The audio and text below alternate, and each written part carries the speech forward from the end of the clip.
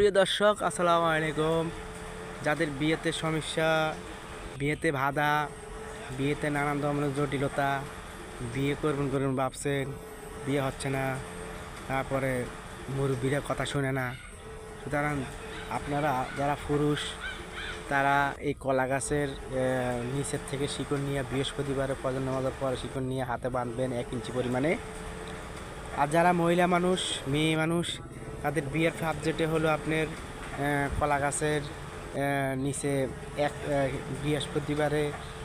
বৃহস্পতিবারে কলা গাছের নিচে হলুদ নিয়ে রাখবেন। বৃহস্পতিবার রাত্রে রাখবেন, শুক্রবারে ভোরে নিয়ে আসবেন। আনার পরে ওটা দিয়ে আপনারা গোসল করবেন। প্রায় কয়েকটা সপ্তাহ এরকম কাজ করেন, দেখবেন আপনাদের বৃহস্পতির সমস্যাগুলো কেটে যাবে এবং বিয়ে হয়ে যাবে। আল্লাহু আকবার।